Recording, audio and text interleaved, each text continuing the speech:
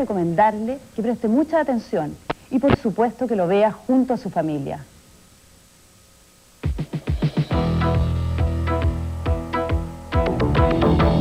No hemos tocado nunca el tema. Poco. No llegamos a ese tema. No es una cosa que a mí me preocupe mucho.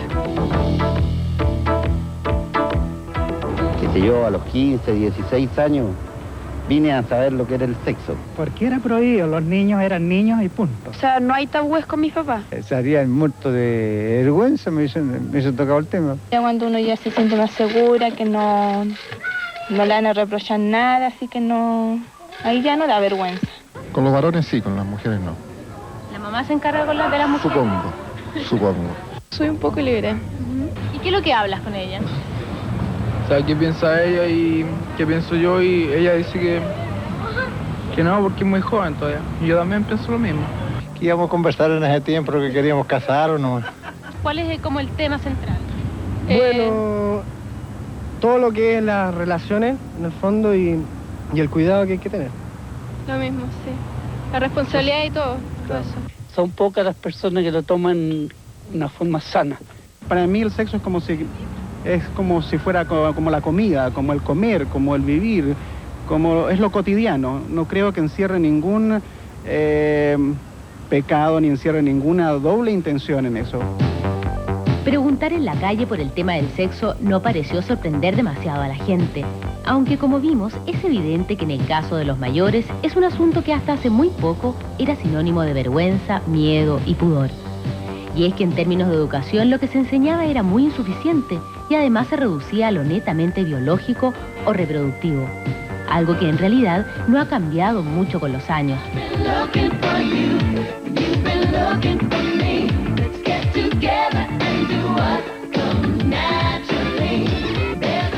Lo que ocurre es que en los tiempos actuales vivimos en un ambiente cargado de mensajes eróticos. Basta fijarse en la música, la publicidad, el cine, los diarios, las revistas.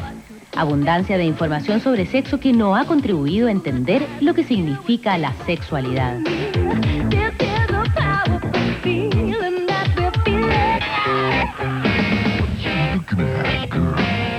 Los tiempos han cambiado y mucho. Hoy los jóvenes maduran sexualmente antes y se casan después, en relación a lo que ocurría hace medio siglo. Entonces, el periodo entre el despertar sexual y el matrimonio se ha extendido a unos 10 o 15 años, tiempo demasiado largo en que los jóvenes se ven obligados a decidir si tienen o no relaciones sexuales. Yo creo que sí, que pueden existir relaciones sexuales dentro de que se piensan casar. Y si lo están haciendo es porque, no sé, porque piensan que es definitivo, porque a lo mejor van a llegar a algo más que no va a ser un pololeo. En el fondo como que engañan a la mujer, ¿me entendí? Le dice, oye, sabes que si tú no me querís, no vas a hacer esto conmigo, significa que no me quieres. Pero si lo haces conmigo, me quieres, ¿me entendí? Es decir, la prueba de amor. La prueba de amor. Hoy en Chile las estadísticas indican que la mitad de los jóvenes tiene su primera relación sexual antes del matrimonio. Los hombres se inician en promedio a los 16 años y las mujeres a los 18. Para ellas, la primera pareja es casi siempre el pololo. Para los hombres, en cambio, suele ser una amiga. Estos datos son parte de uno de los estudios más completos sobre la materia realizado en 34 comunas de Santiago por la Universidad de Chile. Cada vez que uno analiza estos estudios, aparece reiteradamente la ignorancia sobre el significado de la sexualidad y la desinformación. Por ejemplo, muchos adolescentes aseguran que los preservativos pueden usarse varias veces si son de buena calidad. Además, la mayoría afirma guiarse por el método del ritmo, en consecuencia que solo un 26% conoce cuál es el período fértil de la mujer. Desinformación que no solo se refiere a la parte reproductiva, la mayoría no advierte tampoco la responsabilidad que conlleva una relación sexual. Sobre todo lo que somos los hombres, nos preguntamos a esta edad, sobre todo decimos que es por choreza, más que por amor, más que por cualquier otra cosa, es por choreza. La mujer se lo toma más en serio que el hombre. El hombre... Chao. Es que igual la mujer como que tiene más la responsabilidad después de que va a salir mal. El hombre en el momento de relaciones sexuales no razona. Entonces la cuestión ya es muy variable, ya no es tanto el toque de responsabilidad que hay que tener. Ahí yo no estoy pensando en lo que estoy haciendo. Después, yo cuando tuve la relación empiezo a pensar en las cosas y las causas que me puede producir esto, pero estás pensando entonces al hablar de... Desde hace 3 años, Jane Crossley y el doctor Fernando Morgado desarrollan talleres con jóvenes de Las Condes como parte de un amplio plan municipal sobre sexualidad y prevención del SIDA. El problema central radica en la ignorancia del verdadero sentido de la sexualidad. Al SIDA. Los jóvenes no tienen claro qué es la sexualidad. Y nos ha llamado la atención que los padres tampoco lo tienen. Y si uno va más allá, el grupo de personas y la sociedad tampoco lo tiene. Ven que sexualidad y genitalidad son casi sinónimos. Y no le dan entonces el aspecto amplio, integrador, gratificante en el ser humano. Y por lo mismo, si está limitado solamente a la genitalidad, cuesta mucho hablar de estos temas. Lo que más les interesaba a las chiquillas es, ¿tengo yo que acceder a una relación sexual con mi pololo? Esa es la pregunta de fondo. ¿Hasta dónde debo llegar yo en mi pololeo? Están, yo diría, gritando desesperadamente que se les eduque en ese sentido, que les digamos cómo poder tener un pololeo feliz. Un pololeo que el día de mañana no les traiga consecuencias para las cuales muchas veces no están preparados. Cuando llega el momento de compartir la vida para siempre, definitivamente, con todo, con una casa, con un sueldo, con un trabajo, con las alegrías, con la historia, con el futuro, llega el momento de la desnudez, cuando el hombre y la mujer se comprometen a vivir unidos para siempre. De esta manera la virginidad no se convierte en una gran represión o en una gran tranca, sino en un gran desafío optimista de vivir desde lo profundo del ser humano y no desde los estímulos externos, vivir el amor y el sexo precisamente al servicio de ese amor profundo que se tiene. Los estudios indican que los jóvenes están necesitados de recibir estos valores, los que deben ser inculcados en primer lugar por sus propios padres. Los padres son los principales responsables de formar a sus hijos, pero tienen que primero estar formados ellos. La formación sexual de los adultos chilenos es un punto clave. Algunas investigaciones indican que el panorama no es muy halagador. Los chilenos varones son unas parejas podridas, si usted me permite la expresión. Regularmente con un nivel de información respecto a sexualidad extremadamente bajo. Buena parte de los chilenos varones reaccionan sexualmente suponiendo que su mujer tiene exactamente el mismo tipo de ciclo en materia de atracción, en materia de finalización. En circunstancia que una de las cosas conocidas por alguien que se haya interesado por el hecho es que definitivamente todo en un acto sexual la respuesta de la mujer tiene un tiempo, tiene una cronología enteramente distinta de la del hombre. El desconocimiento de la psicobiología femenina provoca en muchos casos relaciones insatisfactorias. Y como una cadena, esto puede llevar incluso a la búsqueda de nuevas experiencias, sobre todo en la etapa de los 35 a los 45 años. Quizás esta es una de las causas del alto índice de infidelidad femenina. En las mujeres más jóvenes, las chicas menores de 35 años, ha habido alguna infidelidad matrimonial en un poco más del 20% de las mujeres encuestadas. Estas son niñas menores de 35. Si la investigación se prolonga hacia el grupo de 35 a 45, allí la proporción se acerca al 40% de infidelidad femenina. Las relaciones insatisfactorias están muy ligadas al alto número de disfunciones sexuales que existe entre la población chilena. Indican que alrededor del 40% de las mujeres son portadoras de disfunciones orgásmicas, ¿ya? Por lo tanto, dificultad en alcanzar el orgasmo. Y uno podría decir de que de 10 consultas por dificultades de las mujeres, llegan alrededor de 2 hombres que consultan por problemas en su comportamiento sexual. ¿Y cuál es la principal disfunción? Claro, en ellos la principal disfunción tiene que ver con eyaculación precoz. Sumado a las disfunciones sexuales aparecen los mitos, generalmente ligados a concepciones de tipo machistas. Entonces se da un juego como ambivalente. Por una parte quiere que su mujer responda para que la satisfacción de pareja sea adecuada, pero no quiere que responda tanto, como para que a él le sugiera mentalmente de que es del mismo nivel de aquellas que conoció antes. Las actitudes de tipo machistas parecen no estar del todo extinguidas. Así lo confirman las continuas denuncias sobre asedio sexual en el trabajo. Esto no debe confundirse con el coqueteo normal entre las personas, sino que se da generalmente cuando un hombre presiona a una mujer para que acepte una propuesta sexual que ella no desea, bajo la amenaza de despido o descalificación profesional y moral. El 48.7% de las mujeres que trabajan sufren personalmente asedio sexual o conocen casos cercanos.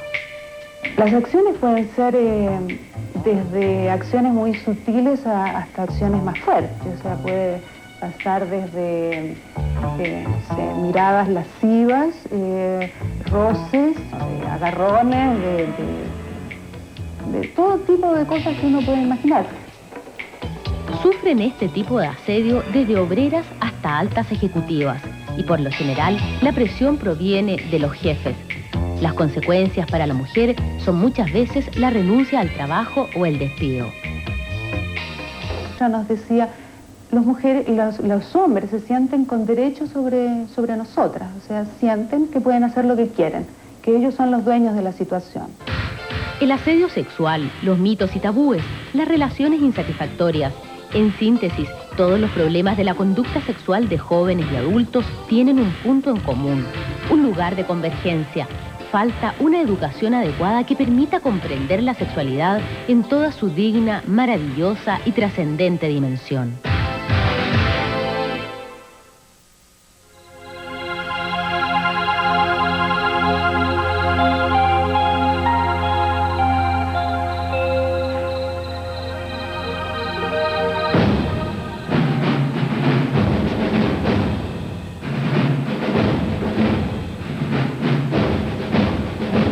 Son las 7 de la tarde, al anochecer de un día de semana aquí en Santiago, y estamos a punto de sobrevolar nuestra capital.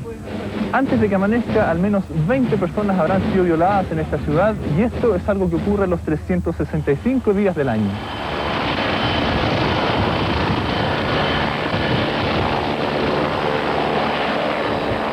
La violación es el delito sexual más común, aunque no el único, de nuestra gigantesca capital. Entre estas calles, amparados por la sombra, acechan y se esconden agresores que solo esperan una víctima lo suficientemente despreocupada. Además, saben que por cada 6 o 7 que resultan atacadas, solo una se atreve a denunciar su caso ante la policía civil o uniformada. El resto queda oculto en esta misma oscuridad.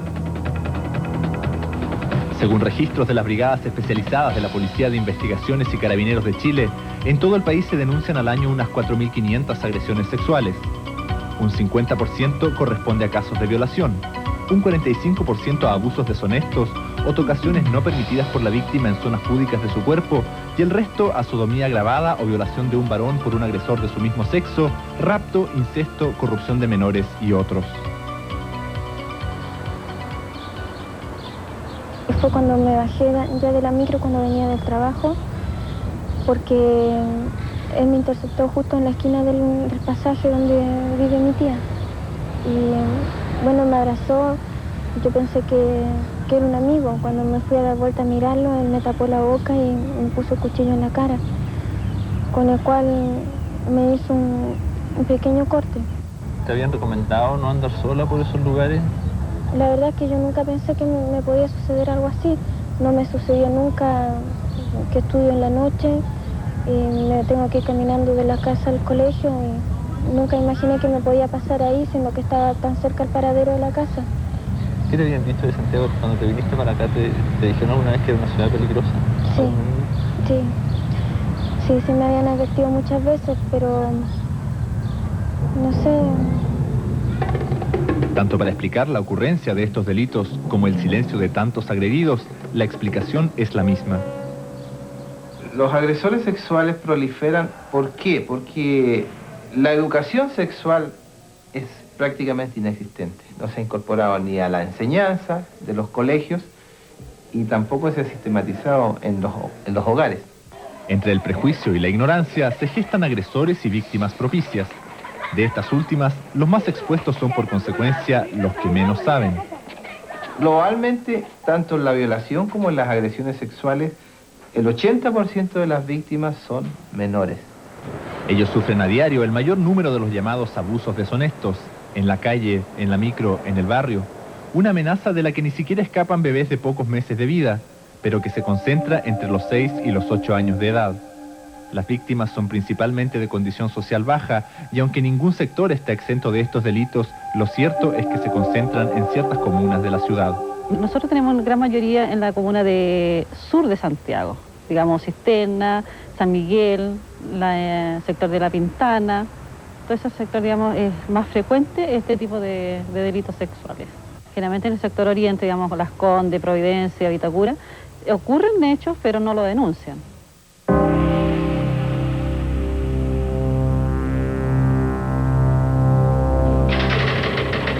Cuénteme cuál es el problema. ¿No se coloque nervioso? Diga. ¿Cuántos sujetos eran?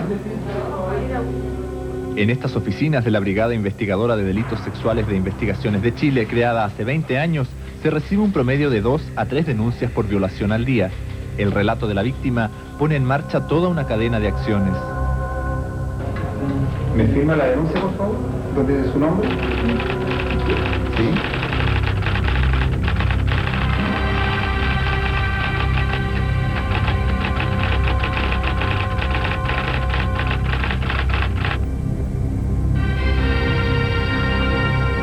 Para los hombres de esta brigada, no es raro encontrarse con víctimas que no son capaces de expresar lo que les ha ocurrido, o el caso de menores que ni siquiera saben que lo que les ha hecho su victimario es un delito.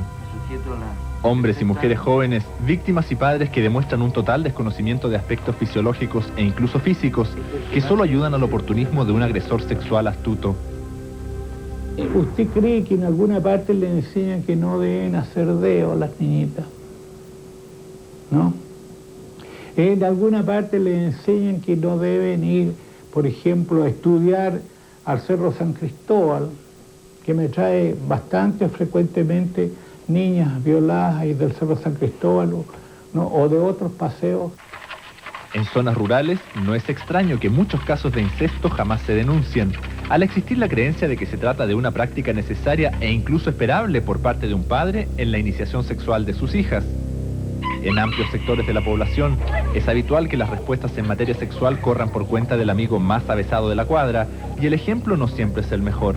La presión del grupo en más de un caso conduce rápidamente al primer delito. ¿Cómo era su nariz? Aquí, en el Departamento de Dibujo y Planimetría de la Policía de Investigaciones de Chile, la víctima de un ataque sexual complementa su denuncia tratando de reconstruir el rostro de su agresor con ayuda de un moderno sistema computacional.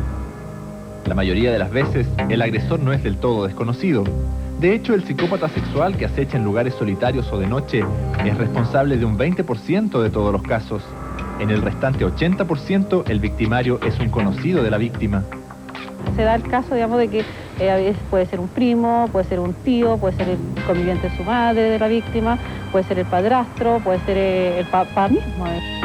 Siguiendo el procedimiento de denuncia, la víctima es conducida hasta el archivo fotográfico de la brigada, un paso que se da después del retrato hablado para evitar que las fotos influyan en la descripción que haga la víctima. Luego, el proceso continuará en los tribunales. Desde drogadictos sin domicilio conocido hasta conspicuos profesionales del barrio alto, en estos archivos hay de todo, porque ningún sector escapa a la delincuencia sexual. En toda la ciudad hay focos de delitos sexuales. La región metropolitana acumula el 50% de todos los que ocurren en Chile, un signo propio de las grandes capitales modernas, aunque en una escala algo menor que las metrópolis de alta criminalidad como Nueva York o Río de Janeiro. Al margen de la prostitución masculina y femenina, hay otras conductas que constituyen verdaderos anzuelos para una agresión sexual. Parejas a oscuras en sitios apartados, grupos de mujeres desafiando la noche, jóvenes noctámbulas caminando a solas, en cualquier barrio, niños sin compañía gran parte del día o la noche. Una característica preocupante de los últimos años en Chile es el recrudecimiento del robo con violación, del que a menudo son víctimas parejas en condiciones como esta, expuestas a un ataque de gravísimas consecuencias. La violación es el mayor traumatismo que puede sufrir una persona, ¿no? Porque no solamente tiene un traumatismo físico o psíquico, también significa eso una alteración en su familia, en su mundo, ¿no? Muchas veces aborrecida por los padres, ¿no? Es lanzada a la calle, ¿no? No puede andar en la calle porque todos la están apuntando, ¿no? Allá va la violada. Mira, En respuesta a cientos de personas que debían enfrentar a solas las incalculables secuelas de un ataque sexual, existe desde hace casi 4 años el CABAS, Centro de Atención a Víctimas de Atentados Sexuales, dependiente de Investigaciones de Chile. Aquí, un equipo de psicólogos, asistentes y terapeutas sigue de cerca un promedio de 1000 casos y cada día llegan al menos 2 nuevos. Las denuncias han aumentado considerablemente, aproximadamente en un 45% desde que se creó este centro. Y eso lo atribuimos aquí. Hoy día la comunidad tiene más confianza, hoy día la comunidad tiene un centro especializado que pueda recuperarla del conflicto, del trauma que implica una agresión sexual. No obstante, el ideal es que nadie tuviera necesidad de llegar hasta acá y que estos cuadros estadísticos dejaran de crecer. La tarea de educar para que casos como este no se repitan sigue siendo un largo camino. Tengo miedo de estar sola ahora. Cuando empieza a oscurecer, me viene un temor que muchas veces me hace llorar, porque me da miedo ahora ver la noche.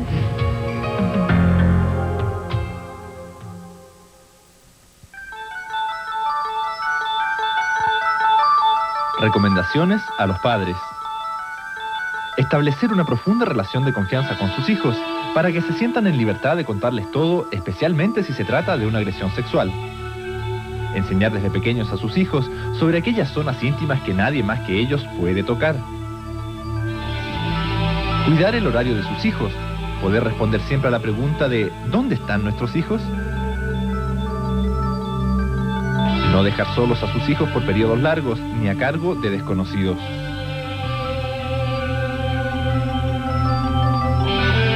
Recomendaciones a los hijos. Nunca acercarse a desconocidos, especialmente si consultan algo desde el interior de un vehículo o se invitan a subir a él. No hacer dedo. No aceptar bebidas o comestibles ofrecidos por gente que recién conocen. Podrían contener sustancias que alteren el normal comportamiento. Resguardarse mutuamente cuando se dirijan al colegio o a alguna reunión social. Tratar de hacerlo siempre junto a compañeros o amigos. Pololear en lugares seguros, lejos de la oscuridad, el aislamiento y la indefensión.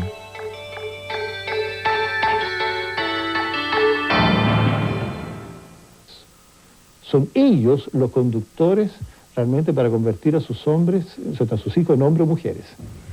Era un espermio largo y juguetón que moviendo muy rápido la colita avanzaba. Era tan ágil y fuerte que llegó el primero y acercándose al huevito lo abrazó. En la guatita, la guagua tenía todo lo que pudiera necesitar. Si sentía hambre, la comida le llegaba por el ombligo, a través del cordón umbilical. Y con gran esfuerzo fue avanzando un poquito, otro poquito más. Sintió un último empujón y sacó la cabecita y nació. Queremos, digamos, que ellos comprendan la magia que es la gestación. ¿Comprende? Y no pensando que el niño viene por el aire, que nació en una nube o dentro de un zapallo o un repollo, sino que realmente sepan que la magia, la maravilla, está en que el espermio se unió con el huevo, ¿no es cierto? Y que nació este ser, que fueron ellos. El espermio con el óvulo. La metodología de este jardín infantil obedece al principio de una educación que intenta apoyar a los pequeños para que asimilen en forma natural cada uno de los cambios que irán surgiendo en el camino. Etapas que los padres deben tener muy claras para no cometer errores cuando se presentan. Como un granito de sal. La conducta absolutamente normal es propia del niño, es la exploración. Es decir, el niño entra en el mundo de la curiosidad. Y dentro de ese conocimiento natural y normal está la exploración de sus genitales, vale decir, la exploración de su cuerpo entero, completo, quiere conocerse. Empiezan los juegos, ¿no es cierto?, del doctor, de escondidito. No sé por qué escondidito, pero así lo hacen, de estarse mirando, estarse buscando. Cuando empieza como a explorarse a sí mismo, que la mamá dice, no toque eso, saque la mano de ahí, que son las frases típicas, y que el niño de alguna manera intuye como que hay algo malo, que los adultos lo expresan, sobre todo en mujeres, y mira como que la sexualidad es sucia, es cochina, es fea. Si bien existe una tendencia en el sentido de que los niños hombres elegirán juguetes y juegos que impliquen mayor motilidad y fuerza, también es normal que la curiosidad propia del niño lo impulse a jugar con juguetes aparentemente propios del sexo contrario. Un pequeño que eventualmente juegue con muñecas o una niña aficionada a trepar árboles no significa que estamos ante la presencia de un niño mariquita o una niña amachotada. Más aún, tildarlo con estos epítetos significaría aislarlos de su grupo de pares y, en consecuencia, impedirles que sigan aprendiendo los roles que les corresponden. El niño, precisamente por este afán exploratorio, obviamente que quiere jugar con lo que ve, y quiere jugar lo que ve en la mamá y el papá. Por lo tanto, va a adoptar actitudes momentáneamente, temporalmente, realmente que aparecerían como de hombre o de mujer. Pero la verdad las cosas es que es una preocupación de los adultos, no del niño. Paralelo al lenguaje, el niño va adquiriendo constancia de su sexo. Distingue el él del ella y se reconoce igual a los de su género. Después de los 6 años de edad, está en condiciones de aprender los diferentes roles genéricos conforme a los modelos masculinos y femeninos que tenga. Mi amor, ¿me puedes traer los lentes, por favor? ¿Puedes ir tú, por favor? Porque le estoy dando papa a la guagua. El juego del papá y la mamá demuestra la gran influencia que ejercen los padres sobre sus hijos. De ellos aprenderán lo prohibido y lo permitido, lo reprobado y lo estimulado. Y finalmente, serán ellos los responsables de un proceso que más tarde llevará a los pequeños a vivir su sexualidad en forma sana y plena. Mi amor, ¿me puedes traer los lentes, por favor? Aunque el desarrollo de la sexualidad es constante en la vida de un ser humano, seguramente la etapa más conflictiva y perturbadora es la adolescencia. Marcada por el estirón, es el momento de preocuparse de desarrollar al máximo el potencial genético de la persona, y es el minuto también de preparar al joven para entender los cambios que va a experimentar en el área de su sexualidad. El juego del doctor entre niños y niñas ha quedado atrás, y en muchos casos es reemplazado por juegos exploratorios con miembros de su mismo sexo. Hay un momento, ¿no es cierto?, en el desarrollo en que puede haber cierta indecisión en el traslado de la libido al sexo opuesto. Y eso es un fenómeno normal y no debe considerarse como un fenómeno de homosexualidad o lesbianismo. Y por eso existen juegos sexuales con compañeros que también son normales, o con compañeras que también son normales. O sea, ahí no podemos hablar ni mucho menos de homosexualidad o lesbianismo. Eso sería, yo, como un prejuicio a esta altura. No podemos determinarlo en este momento, salvo casos muy excepcionales. Otra de las conductas considerada normal durante la adolescencia es la práctica masturbatoria. De hecho, el 90% de los hombres entran en una etapa masturbatoria. Y yo diría que en cambio son cifras bastante menores en las mujeres, pero también se da como una etapa, entendamos, estadísticamente normal. Uno observa, ¿no es cierto?, en la práctica clínica de muchos años, que si el individuo comienza con una práctica masturbatoria de N veces en la semana, por ejemplo, en la medida en que va pasando el individuo madurando, esas conductas masturbatorias van distanciándose en el tiempo y hasta desaparecer. ¿Y en qué momento desaparecen? Cuando el individuo traslada su libido y la pone, ¿no es cierto?, en un individuo sexual. Si bien la mayoría de los jóvenes superará esta etapa, algunos serán incapaces de hacerlo. Algo anduvo mal en el camino, en el sentido de que no pudieron identificarse con su rol sexual. Por ello, hoy se sabe que la homosexualidad tiene una raíz bastante más psicológica que biológica. A veces donde hay padres ausentes, o muy autoritarios, o madres muy dominantes, es posible que el niño se identifique con el rol sexual opuesto. De ahí que cuando adulto asuma el rol efectivamente homosexual. Es decir, que se identifique erróneamente por factores justamente de carencia de padres en este aspecto, o padres muy autoritarios, o carencia de padre, un padre, por ejemplo, absolutamente pasivo, que no interviene, que no participa, y una madre dominante, entonces el niño ve que conviene identificarse con la madre, entonces claro, va a ser...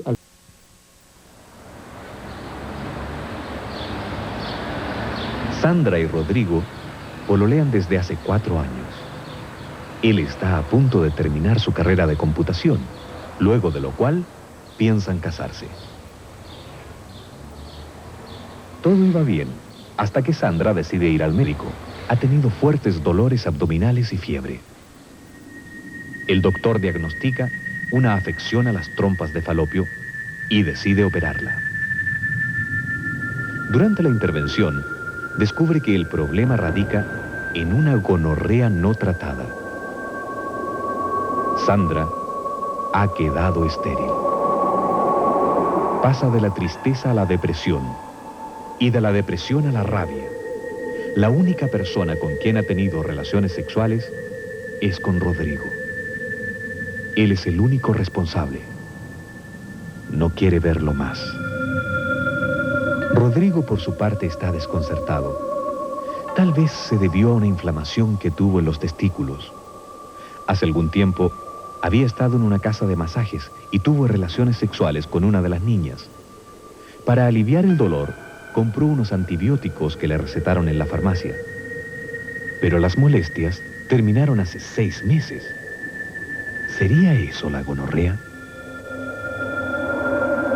Mientras Sandra llora y se culpa de no haber pensado los riesgos de tener relaciones sexuales con Rodrigo, este se muestra arrepentido. ¿Cómo pude ser tan irresponsable?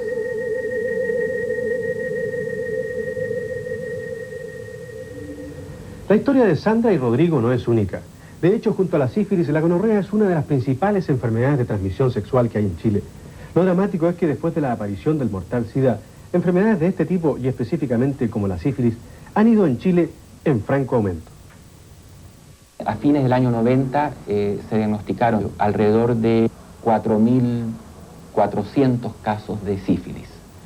Desde el año 86 al año 90, esto ha ido aumentando, aumentó en un 25%, lo que es bastante alarmante porque si nosotros tomamos en cuenta que el SIDA se contagia de la misma manera que la sífilis, uno está viendo que a veces las campañas no dan los resultados que uno esperaría que dieran. Si trasmette attraverso rapporti sessuali con persone. Cada país tiene su propio modo de enfrentar el problema a través de las campañas. En todos los casos, se intenta concientizar respecto de que el freno a la propagación de las enfermedades de transmisión sexual depende en gran medida del comportamiento sexual de las personas. Las conductas más riesgosas están relacionadas con la promiscuidad, es decir, la persona que tiene múltiples parejas, ya sean hombres, mujeres, del mismo sexo o de sexo distinto. En ese sentido, una persona como una prostituta tiene la máxima peligro de infección, dado que... En un estudio hecho en la región metropolitana, se encontró que las prostitutas tienen un promedio de 60 parejas distintas al mes y que el control sanitario a que se les somete es insuficiente. La sexualidad responsable significa que la pareja se ofrece mutua fidelidad. Mientras ellos se mantengan en este estado de mutua fidelidad, no hay peligro de que ninguna enfermedad de transmisión sexual invada a la pareja. Y eso, como digo, insisto, es un concepto de tipo salubridad, en el cual la Organización Mundial de la Salud ha insistido que es la forma como el ser humano y la pareja humana puede preservarse de todas las enfermedades de transmisión sexual, incluyendo el SIDA, que es en este momento el más importante por su peligro. Pero la sexualidad ejercida con inmadurez puede conducir también a un embarazo precoz o no deseado. Cuando supe que estaba embarazada, tenía miedo. Miedo a mi mamá, miedo a mi papá, sí. Yo decía, bueno, ¿cómo lo hago? ¿Cómo voy a decir? Pensaba así una y otra vez, ¿qué digo? Decía. Así que cuando mi mamá supo, se fue en puro llanto. Decía, ¿pero por qué? Yo me sentía súper mal. Decía, pucha, y ahora estaría estudiando.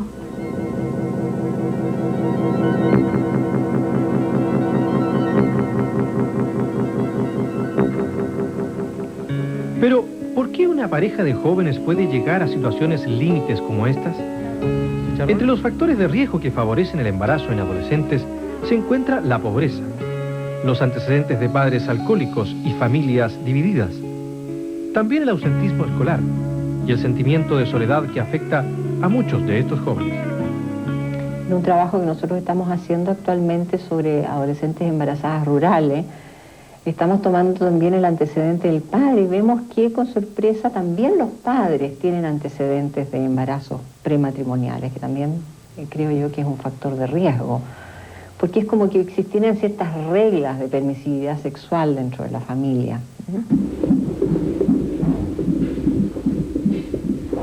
De las consecuencias que deja una sexualidad irresponsable, la más dramática es la del aborto. El papá quería al principio que yo me hiciera un aborto. El papá de la guagua. Yo ya estaba, bueno, dije, culpa no tiene lo que tengo adentro.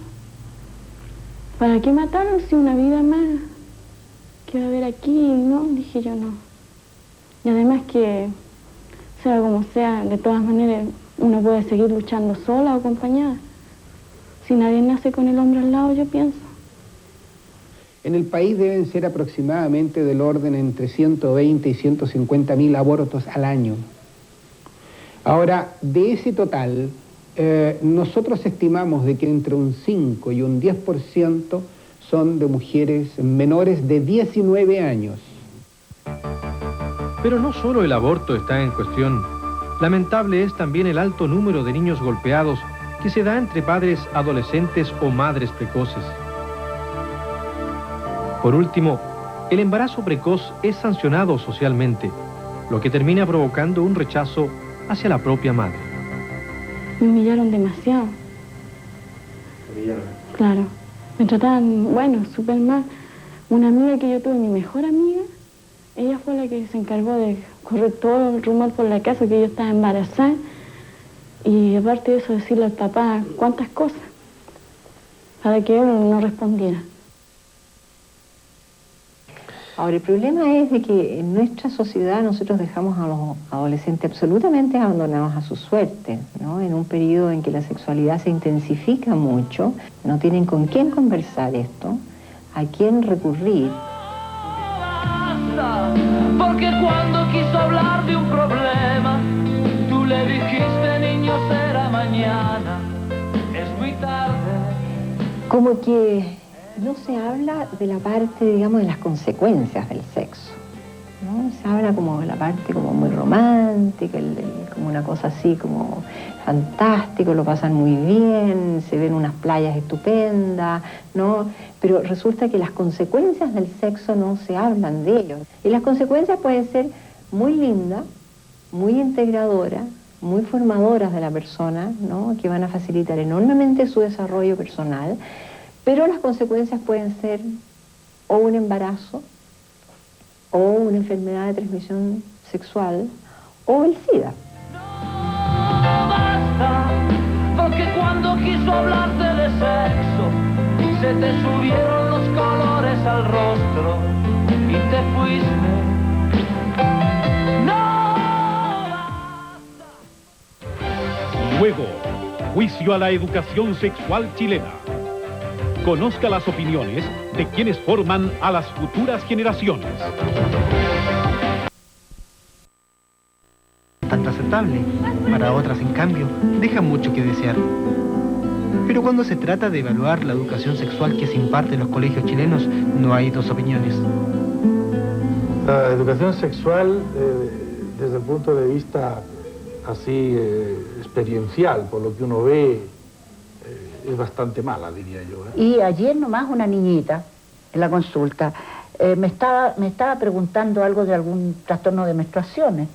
Entonces le expliqué y le explicaba yo de la rotura del óvulo, que a su edad todavía no se rompe, sino que pueden pasar menstruaciones sin rotura ovular. Y después me empezó a preguntar otras cosas y después se afirma en la mesa así, me dice, oye, ¿por qué no me han enseñado esto cuando yo estoy en tercero medio? Yo creo que lamentablemente los profesores no tenemos recursos para enfrentar el tema de la sexualidad, o porque no han tenido personalmente cada uno la oportunidad para poder revisar ese tema, o porque en el colegio no permiten hablar de un tema así. No hay duda, la educación sexual en Chile es bastante pobre. Los escasos colegios que abordan el tema suelen cometer un doble error. Preocupados por el SIDA y el embarazo en adolescentes, toman la sexualidad como un problema social, al igual que el alcoholismo y la drogadicción, impregnándola así de una connotación negativa. o bien reduce la sexualidad a unas charlas de anatomía y reproducción. La sexualidad sería, por ejemplo, la simple genitalidad. Por lo tanto, se resuelve el problema de la sexualidad cuando, entre comillas, se ha informado bien a las personas sobre los aspectos, digamos, físico-biológicos, dejando de lado los aspectos psíquicos involucrados, los aspectos afectivos, los aspectos espirituales. O sea, no se da el paso de la información a la formación. Según una reciente investigación de la Universidad Católica, quien dio conocimientos sobre sexualidad humana, no hay grandes diferencias entre los alumnos de un colegio religioso y un colegio laico, entre los alumnos de un colegio privado y un colegio público. Tampoco hay grandes diferencias entre los alumnos de un colegio de la capital y un colegio de provincia. A la hora de hablar de sexo, todos los estudiantes, sin importar el tipo de establecimiento, evidencian la misma ignorancia. En la investigación, donde se encuestó a más de 5.000 estudiantes santiaguinos de sexto octavo básico, se comprobó que los adolescentes ni siquiera dominan los aspectos biológicos de la sexualidad. Por ejemplo, para muchos niños, en la investigación, el lugar donde se forma la guagua en el vientre materno es el intestino. La función de los testículos es acumular la orina. El estudio de la Universidad Católica también demostró una fuerte desorientación a nivel de valores en la formación sexual de los jóvenes. Eso significa que en este minuto los niños entre quinto y octavo no tienen una actitud formada respecto de temas como el pololeo, el aborto, las relaciones genitales prematrimoniales. Ellos no se cargan hacia el antivalor, pero tampoco asumen el valor que subyace a esas realidades. Los vacíos en la educación sexual del niño no pueden atribuirse solo al colegio. Obviamente, también aquí hay otros responsables. Yo diría que todavía hay mucho tabú de los papás, seguramente porque también fueron educados de la misma manera. Creo que son pocos los padres que se atreven a hablar con sus hijos abiertamente sobre sexualidad. Yo le pregunté qué era hacer el amor y ellos se pusieron rojos. Yo tengo 16 años. 16 años. ¿A ti tu padre alguna vez te han hablado de sexo? No, nunca hemos tocado ese tema. Me llevo bien con mis padres, pero se han hablado mucho de eso, que me da como vergüenza. No sé, le hacemos preguntas y mi papá más que nada no haya dónde meterse, se coloca con lo y no sabe responder. ¿Cómo usted definiría su participación en la educación sexual de sus hijos? Bueno, yo creo que ha sido mínima, para decirle cero. Y realmente, fíjese que no estoy preparado. Tengo que prepararme, tengo que estudiar un poco. Voy a tener que yo asistir a algunas clases para poder, aunque ellos, la pregunta que me hizo el niño, vuelvo a repetirlo, cuando me dijo que son los espermatozoides, él me hizo una clase, diría yo, magistral. Papá, si consiste en esto, mire, y me hizo hasta un dibujo, cómo era. Yo no ahí, y realmente me dejó helado. Pero si un espermatozoide se encuentra con un óvulo, es llamado fertilización. Y es el principio de un bebé. Un libro o un buen video de educación sexual ayuda a muchos padres a salir del paso. Sin embargo, el problema no es la falta de información, sino el cómo entregarles esos conocimientos a sus hijos. La familia siente que hoy día, que ellos lo tienen que hacer, pero hay familias que se sienten sobrepasadas y que están muy contentas de poder descansar en la escuela porque sienten que ellas no saben mucho qué más contestarle a los chicos cuando les preguntan. Pero, por otro lado, tampoco quieren que les vayan a enseñar cosas distintas de lo que ellos piensan. Y muchas veces lo que consideramos nosotros que debería saber un niño, los papás no lo consideran así. Entonces pueden haber problemas que, ¿por qué tía le dijo esas cosas a mi hijo? Yo no quiero que mi hijo despierte, mi hijo es muy pequeño, mi hijo es inocente, no quiero que le abra los ojos. En lo medular lo que nosotros tratamos de llevar a cabo. Sebastián Donoso fue director en un colegio de Talca. Junto a la psicóloga del establecimiento, comenzaron un programa de educación sexual con un cuestionario para alumnos de cuarto medio. El cuestionario no fue del agrado de buena parte de los apoderados, y en menos de 2 meses, él y la psicóloga fueron despedidos. Creo que se logró un objetivo que era importante. Fue que los padres conversaron con sus hijos este tema. no en la mejor forma que nosotros quisiéramos, pero hubo un acercamiento entre ellos, y un acercamiento que fue muy importante y que probablemente no pueda ser dimensionado hoy, transcurridos algunos meses o un tiempo determinado de esta situación, sino que probablemente va a poder ser mucho más claramente precisado a futuro. ¿Quiénes son los personajes del cuento? Parece haber consenso de que la escuela debe impartir una educación sexual. También existe acuerdo de que ésta no puede reducirse a un simple ramo, porque su alcance sería muy limitado. Los problemas entonces surgen a la hora de especificar cómo llevar a cabo esta enseñanza. Para aunar criterios, el Ministerio de Educación encargó a una comisión técnica la tarea de idear una política de educación sexual. El plan será una sugerencia y no se pretende imponer contenidos. Finalmente, la responsable de la educación sexual de los hijos sigue siendo la familia. Todo el diseño que se está tratando de hacer es ver cómo respetamos esta prioridad, pero al mismo tiempo logramos que la familia trabaje con la escuela y realmente aborde el problema, porque a veces no es fácil, porque a la familia le cuesta participar en un tema como este. Basado en el estudio antes mencionado, la Universidad Católica desarrolla un plan educativo digno de destacarse. En este se capacita tanto a profesores como a padres en esta materia.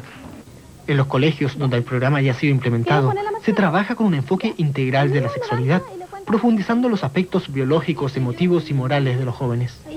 Los hombres son más bruscos, o sea, cuando les pasa algo, ellos al tiro como que siempre responden con golpe. Los hombres son bruscos, pero a veces las mujeres también son harto bruscas. Aquí hay una inquietud que dice, un niño explica cómo hacer el amor groseramente. ¿Qué opinas tú al respecto? Tiene que explicarle bien porque el niño puede entender mal y pensar que eso es una cochinada y cuando sea grande no va a querer hacer eso. ¿Ha aprendido a respetar más a las mujeres? Sí. ¿Por qué?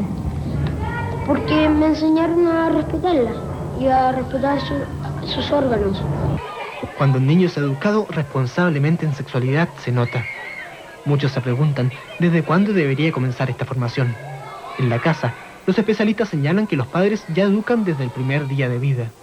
En el colegio, algunos afirman que todo debería comenzar casi desde el primer día de clases. ¿Todos los niños nacen por la vagina, no? No. ¿Por qué no? Porque algunas mamás tienen algunos problemas y se tienen que hacer cesárea. Ya. ¿Y esta es cesárea o no es cesárea? No, no es cesárea. ¿Por qué no es cesárea? Que está saliendo por la vagina. Normal. A ver, muéstranos. ¿Qué están haciendo? No. ¿Están haciendo el amor? Sí. ¿Y tú sabes por qué están haciendo el amor?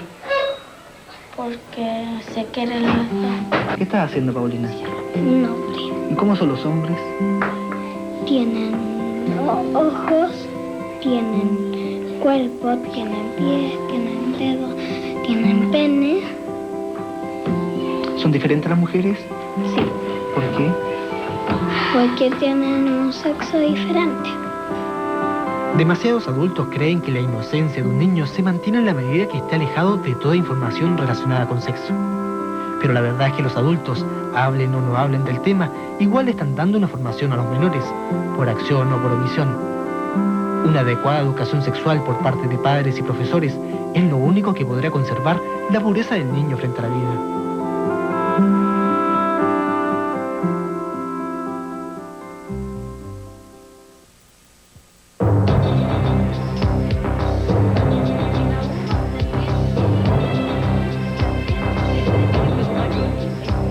Para concluir nuestro programa, invitamos a 6 representantes de la sociedad a discutir el tema.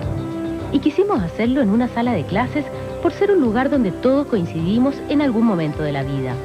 En este ambiente informal, reunimos al ministro de Educación, Ricardo Lagos, al padre Tony Mifsud, director del Instituto Latinoamericano de Doctrinas y Estudios Sociales, ILADES, y autor de varios libros sobre el tema, al psicólogo Alfonso Luco, a Carolina Díaz, mamá de hijos adolescentes, y a 3 jóvenes, Fernando Saavedra y Marcelo Pineda, de 17 años, alumnos de cuarto medio de Santiago y Quillota, y a Paulina Córdoba, de 21 años, estudiante universitaria.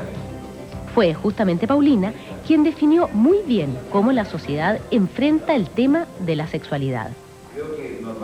En parte es como un problema que se vuelve un poco tabú, ¿no es cierto? Y que todo el mundo se pasa la pelota, o sea, porque como una papa caliente en realidad nadie la quiere tener.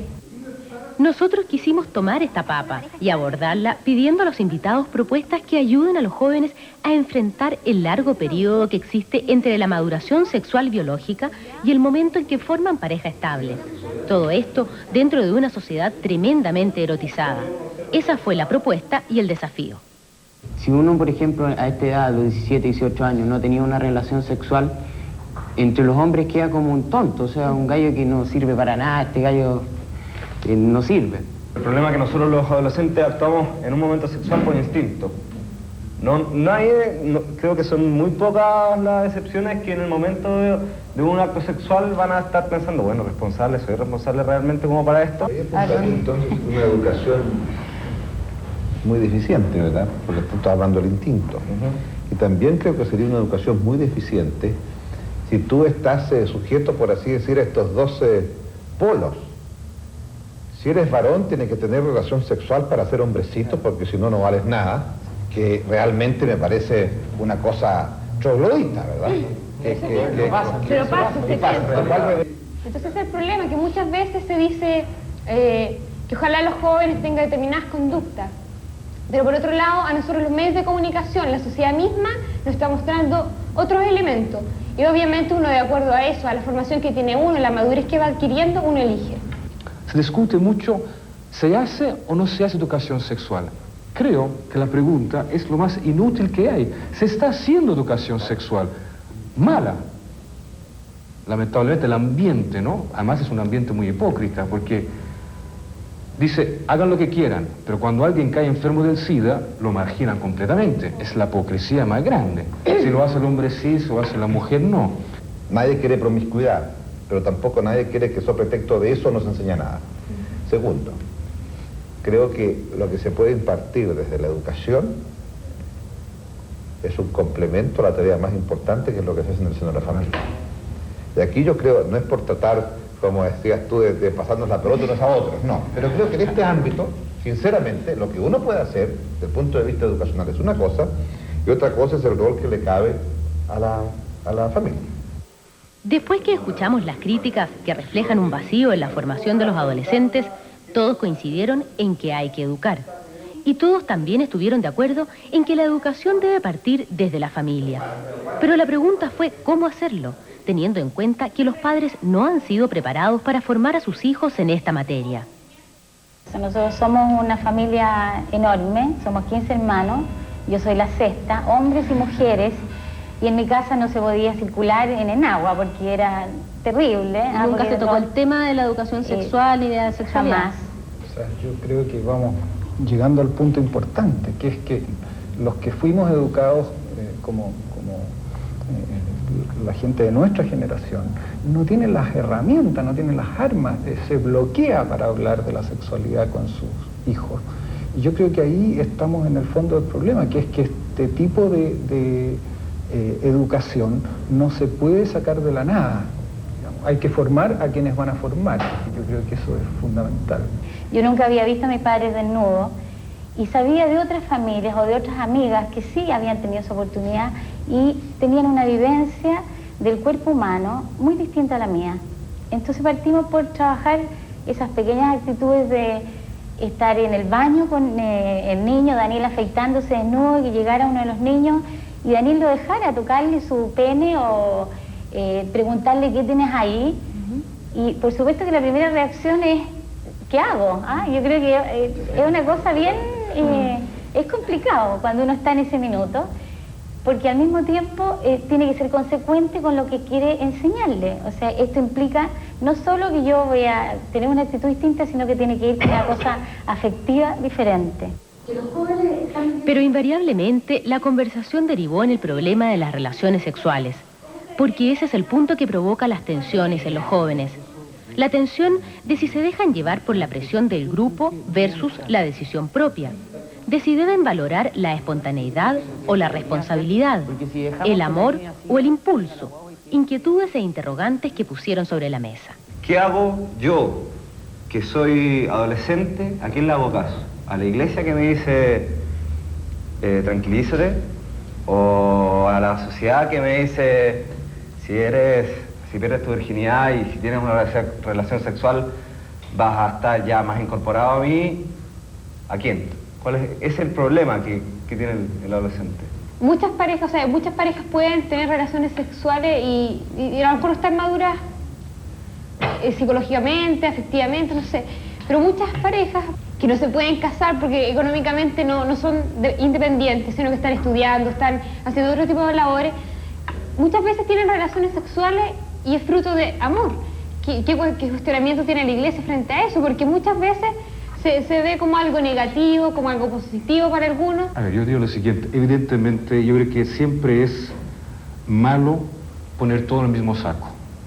Sí, relación con una prostituta, relación de dos jóvenes que fue una vez, es decir, relación de una pareja que llevan 4 años, quieren casarse y no pueden casar por razones económicas. No es lo mismo.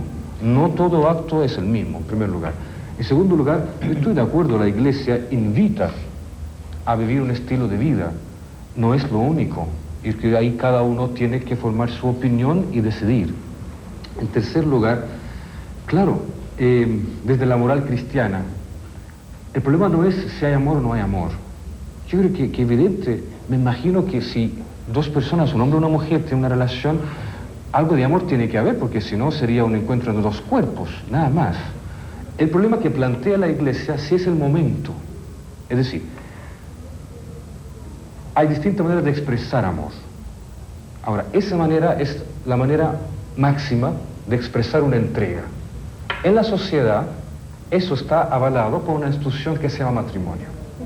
Entonces, es ahí donde el gesto y la institución coinciden. Ahora, por otra parte, yo creo que eso es muy importante decirlo, porque algunos lo viven, entonces ya, me aguanto hasta el matrimonio. Vivirlo así me parece muy tonto, porque sería una visión jurídica. No es eso, es algo pedagógico. Yo creo que no les podemos decir a los jóvenes de hoy que hagan o que no hagan. A lo más les podemos informar, los podemos preparar, les podemos advertir de los peligros, les podemos decir qué son las cosas que pueden hacer para prevenir ciertas consecuencias, pero yo por lo menos pienso que no les podemos decir qué hagan o qué no hagan. Entonces, a la pregunta de fondo de qué pasa con estos jóvenes que están mucho más precozmente empezando una vida sexual, yo creo que tenemos que prepararlos, no hacerles un rayado de cancha diciéndoles de aquí para acá pasan y de aquí para acá no pasan. Y el problema terrible, yo creo que la tragedia es que nosotros no estamos haciendo eso, ni la escuela, ni la familia. Los apoderados, los padres, reclaman la ausencia de educación sexual, pero tampoco la quieren dar ellos. Entonces quedamos en el vacío. Entonces yo creo que tiene que haber una educación sexual donde se involucran a los padres, a los profesores y a los alumnos, en un diálogo, donde más que usar un texto, es usar la experiencia propia, las dudas propias, pero también los aciertos propios. Estoy de acuerdo que es un tema delicado, pero lo peor que puede ocurrir es que porque sea delicado no se toque. Porque entonces el proceso, el efecto es mucho peor. Porque la situación es la que han descrito estos jóvenes con una gran claridad y en consecuencia las consecuencias de no hacer nada o de seguir como estamos es mucho peor. Y en ese sentido creo que, como usted dice, es un desafío, pero un desafío que tenemos que adoptar entre todos, porque no es cuestión que el ministro dicte un decreto de cómo debe enseñarse, ¿verdad? Es más bien cómo entendemos que hay que abordar esto entre todos. Una educación sexual dirigida a los niños, a los jóvenes y también a los padres. Claro. Porque yo creo que en esto estamos todos igualmente desinformados. Porque tú tienes la preocupación y no sabes qué hacer, cuánto hacer, porque si le digo mucho, a lo mejor lo estoy apurando en el desarrollo que él está teniendo. Si le digo menos, quizá tenga una experiencia que yo no quiero. Entonces se juntan muchas cosas que yo creo que los papás lo pasamos mal también.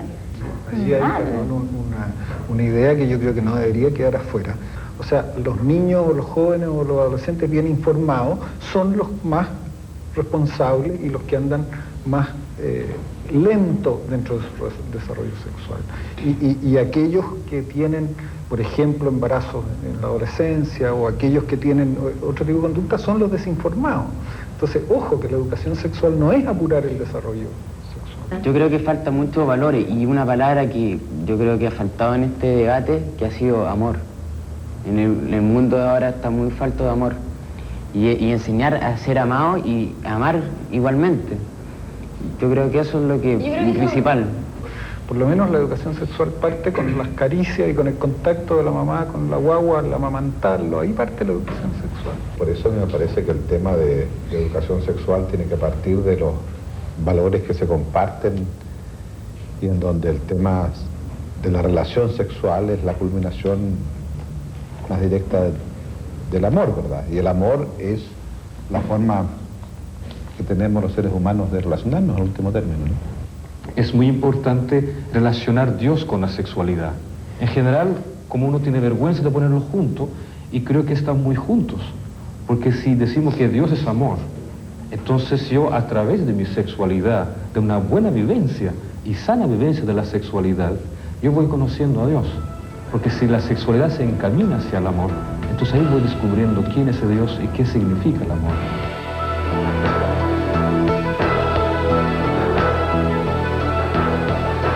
A lo largo de nuestro programa ha quedado claro un diagnóstico. En Chile existe una mala educación sexual, un problema que se agrava por la permanente y continua erotización del ambiente. Para corregir todo esto es fundamental hacerlo entre todos, y el primer paso es hablar, tocar el tema en la intimidad de la pareja, de la familia, entre padres e hijos, aunque no tengamos todos los conocimientos, a riesgo de sentirnos ignorantes. El primer paso es hablar. Solo así podremos empezar a romper este círculo que impide abordar la sexualidad desde una perspectiva sana y plena.